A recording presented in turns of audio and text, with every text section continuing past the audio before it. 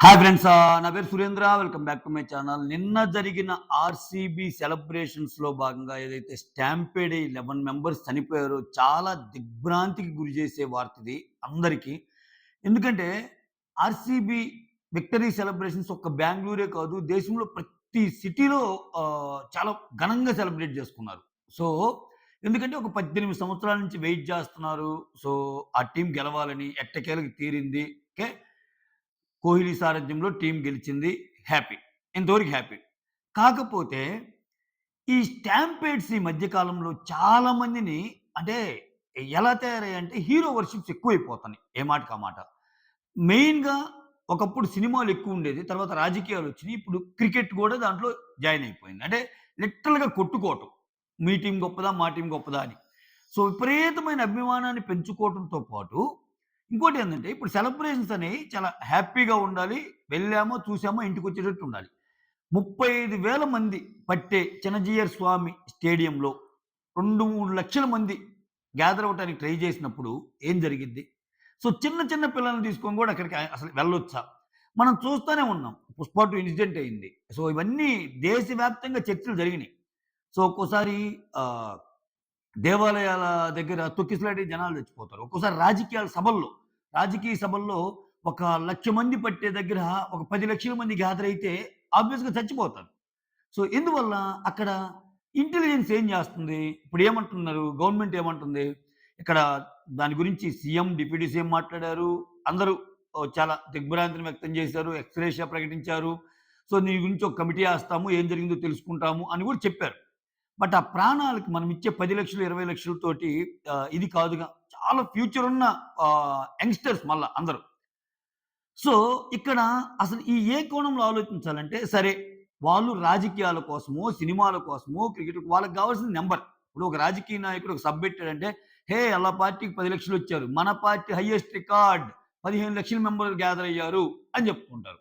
So, ఒక cinema hero అక్కడికెళ్తే, అబ్బా! ఏ సినిమాకి జరిగినంత మంది క్రౌడ్ నా సినిమాకొచ్చారని గొప్పగా చెప్పుకోవడానికి వాళ్ళకి ఉపయోగపడతాయి.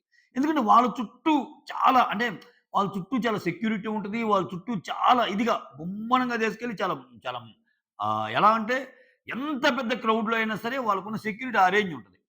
అట్లనే క్రికెటర్స్‌కి గూడా. సో, పోయేదెవడు? పోయేదెవడు? మనలాంటి సామాన్యులు. మనలాంటి సామాన్యులు పోయేటప్పుడు ఆనందం ముఖ్యమే. ప్రాణాలను బలిగొనే అంత ఆనందం గాదుగా. అంటే ఇక్కడ ఇంటెలిజెన్స్ తెలీదా? ఇంటెలిజెన్స్ విభాగం ఉండదా? ఇప్పుడు అంత ఎమోషనల్ విక్టరీ అది. ఎందుకంటే కొన్ని సంవత్సరాల నుంచి వెయిట్ చేస్తున్న ఒక విక్టరీ అయినప్పుడు, ఇటువంటివి పెట్టినప్పుడు జనాలు ఏ విధంగా రియాక్ట్ అవుతారు? సింపుల్‌గా 35 మెంబర్స్ పెట్టే గ్రౌండ్‌లో 35 మెంబర్సే వస్తారా? ఇంకెంతమందొస్తారా? దట్ టూ ఏంది? అప్పటికప్పుడు డెసిషన్ తీసుకోవటం. ఇంకొకటి మళ్ళా విధాన సౌధ నుంచి చిన్నజీరి స్టేడియం వరకి ఒక చిన్న ర్యాలీ లాంటిది కూడా ప్లాన్ చేయాలనుకున్నారు. అది చేస్తే ఇంకా నష్టం చాలా తీవ్రంగా ఉండేది. ఎందుకంటే రోడ్డు మీద జనాలు ఆ విధంగా ఉన్నారు. ఆ విజువల్స్ చూస్తుంటే మనకే తెలుస్తుంది. అసలా అంటే ఇంకక్కడ ఎవడి పిచ్చ వాడిది. గేట్లు దూకి అక్కడసల గేట్లు దూకి ఎళ్ళిపోతున్నారు. కనీసం ఒక పద్ధతి లేదు. ఒక పాడు లేదు. ఆ! అట్‌లీస్ట్ ఇంటెలిజెన్స్ ఏం చేస్తది? ఇంటెలిజెన్స్ గవర్నమెంట్‌కి ఒక నివేదిక ఇవ్వాలిగా. గవర్నమెంట్ కూడా చూడాలిగా. దీన్ని మనం అరేంజ్ చేయొచ్చా? అసలు ఆ గ్రౌండ్ ఎంత? ఇప్పుడేమంటున్నారు? మేమసలు ఎక్స్‌పెక్ట్ చేయలేదు ఇంతమంది వస్తామని అంటున్నారు. ఎందుకు ఎక్స్‌పెక్ట్ చేయరు? సామాన్య మానవుడికే తెలుస్తుంది. సామాన్య మానవుడి ఎమోషనే ఏదన్నా అసలు ఒక ఈవెంట్ పెడితే ఇప్పుడున్న రోజుల్లో చాలా మంది వస్తారని అక్కడ చెప్తుంది. ఇంకా ఇంక వాళ్ళంతేనండి. రాజకీయ నాయకులు, సినిమా స్టార్సు, ఈ క్రికెటర్స్ సంబంధించిన విషయాలేంటంటే వాళ్ళు హ్యాపీగానే ఉంటారు. ఓకే.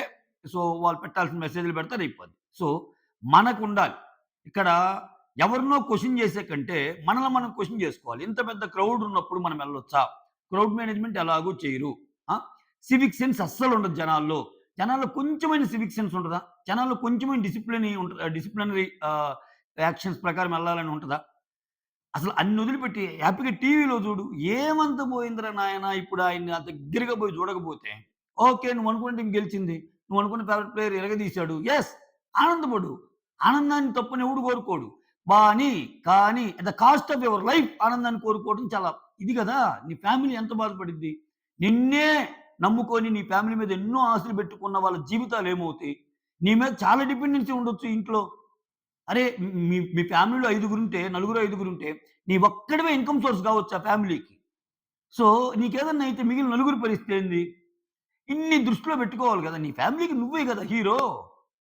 ఇప్పుడు సినిమాకెళ్ళామంటే నేను చాలా సార్లు చెప్పుంటా ఈ మాట. మెగాస్టార్ చిరంజీవి గానియండి, బాలకృష్ణ గారు గాని, నాగార్జున గారు గానియండి, వెంకటేష్ గారు గానివ్వండి, ఆ మాటకొస్తే ఎన్టీఆర్, ప్రభాస్, మహేష్ బాబు, రామ్ చరణ్, అల్లు అర్జున్ ఈళ్ళు ఎంత పెద్ద స్టార్స్ అయినా గాని నువ్వెలా చూడాలంటే దే ఆర్ జస్ట్ ఎంటర్‌టైనర్స్. ఆళ్ళు మనకి ఎంటర్‌టైన్‌మెంట్ ఇస్తున్నారు. మనం 250, 300 టికెట్ కొని దర్జాగా కాలు మీద కాలేసుకొని కూర్చి వాళ్ళు కోట్లు తీసుకున్నందుకు మనం డబ్బులిస్తున్నాము, ఎంటర్‌టైన్ చేస్తున్నారు, ఇంటికొచ్చామా లేదా?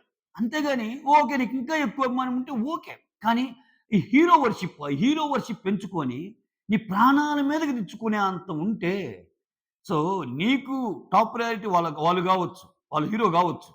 బట్ నీ ఫ్యామిలీకి మాత్రం టాప్ ప్రయారిటీ నువ్వేగా. నువ్వేగా వాళ్ళకి హీరో. సో, ఇది మర్చిపోయి చిన్న చిన్న వాళ్ళు గూడా తీసుకెళ్ళి అలా చేయటం వల్ల చాలా మందికి గాయాలయినియి ఇంకా. ఇప్పటి వరకు 11 మంది మృతి. అసలక్కడ అక్కడ మీరు చూడండి అంటే అక్కడ చెప్పులు గాని, ఒకసారి విజువల్స్ పెట్టుకొని చూడండి టీవీలో మీకు. ఎంత విషాదకరంగా ఉన్నాయో. సో, మారండి. ఎందుకంటే ఎప్పటికప్పుడు మనకిది కొత్త గాదు. ఈ క్రౌడ్ మేనేజ్‌మెంట్ అనేది వీళ్ళ వల్ల కావటం లేదు. చాలా ఇన్సిడెంట్స్ మనం చూసాం. ఆళ్ళు క్లియర్‌గా అందుకే ఇప్పుడు ఒక ప్లేస్‌లో ఒక 1,00,000 మంది పెట్టే పొలిటికల్ సభ అంటే 1,00,000 మందికే ఇవ్వాలి పర్మిషను. సో, 5,00,000 మందొస్తే ఏమైద్ది? సో, ఒకరు నిలబడాల్సిన ప్లేస్‌లో 5 మంది నిలబడాలి. ఒకరు నిలబడాల్సిన ప్లేస్‌లో 10 మంది నిలబడాల. ఆబ్వియస్‌గా తొక్కిసలాట జరగదా? దానికి తోడు ఈ మధ్య కాలంలో కరోనా చిన్నగా వస్తుంది. జాగ్రత్తగా ఉండండి అని చెప్పినప్పుడు, అసలు అంతమంది క్రౌడ్‌లో అసల అసల కరోనాకేంది మెయిను? స్ట్రిక్షన్స్ పాటించాలా? మనుషులకు దూరంగా ఉండాలి. మాస్కులేసుకోవాలి. ఇన్ని జాగ్రత్తలు తీసుకోవాలి. మళ్ళా వస్తుంది ఇండియాలో అన్నప్పుడు ఇంకెంత జాగ్రత్తగా ఉండాలి? అసల ఏం పడకుండా ఒకరి మీద ఒకరు ఎక్కి, తొక్కి అసలలా ఎళ్ళిపోతుంటే ఇక్కడ ఎవరు నిందించాలి? సో, ఆ ఆర్‌సీబీ క్రికెట్ బోర్డ్‌ని నిందించాలా? ఇంటెలిజెన్స్ యొక్క ఫెయిల్యూర్‌ని దృష్టిలో పెట్టుకొని గవర్నమెంట్‌ని నిందించాలా? సరే వాళ్ళందరిని నిందించాలి. ఎందుకంటే వాళ్ళ వాళ్ళ తప్పులున్నాయి. చేయాలి. కానీ మన మన మన సెన్స్ కూడా మనం ఆలోచించాలిగా. ఎందుకంటే మనకేమన్నా అయితే ఎవడు పట్టించుకోడు. చివరికి మిగిలేది ఆ 10,00,000, 15,00,000 వాళ్ళిచ్చే ఎక్స్‌గ్రేషియా. దాంతో అయిపోద్దా? లైఫ్ అంతా ఎళ్ళిపోద్దా? కాదుగా. చాలా లైఫ్ ఉంటదిగా మనకి. So, guys please wake up. అంటే ఇదొక్కటే కాదు నేనంటుంది. ఇప్పుడు అందుకే రిలీజ్ సినిమాల విషయంలో కూడా నేను చాలా సార్లు చెప్పా. 'పుష్ప 2' మీద కూడా వీడియో చేసినప్పుడు. అంత ఏం పోదు. అంత రిలీజ్ సినిమాల్లో లక్షల మంది తోసుకునే థియేటర్‌లోనే చూడబల్లే. ఎక్కడ క్రౌడ్ తక్కువుంటదో అక్కడెళ్ళు. మరీ అసలు క్రౌడ్ ఎక్కువుందనుకో, ఒక 4 రోజులు ఆగు ఏమైద్ది? అప్పుడే చూడాలా? ఇవాళ రేపు ఇంక అన్నీ ఓటీటీలోకొచ్చే ఛాన్స్ ఉంది. ఒక 1 వీక్ ఆగితే. రానున్న రోజుల్లో ఇంకా ఎలా తయారైద్దో ఇవన్నీ చూస్తుంటే ఏందంటే, పబ్లిక్ ప్లేసెస్‌లో థియేటర్స్ గాని ఇవన్నీ మూసేసే ఛాన్స్ కూడా ఉంటది. ఇటువంటి ఇన్సిడెంట్స్ ఎక్కువుంటే. సో, జాగ్రత్త రాజకీయ నాయకులైనా, సినిమా హీరోలైనా, ఇప్పుడు క్రికెటర్స్ అయినా సో, అభిమానం ఉంచుకోండి. అభిమానం ఒక వ్యక్తి యొక్క స్కిల్ నచ్చి అభిమానం పెంచుకోవడం ఎవడు తప్పని కాదు. బట్ ఆ అభిమానం at the cost of your life అనేది ఉండకూడదు అని చెప్పడం నా ఉద్దేశ్యం. So, that's all. Thank you so much. Signing off. Me Surendra.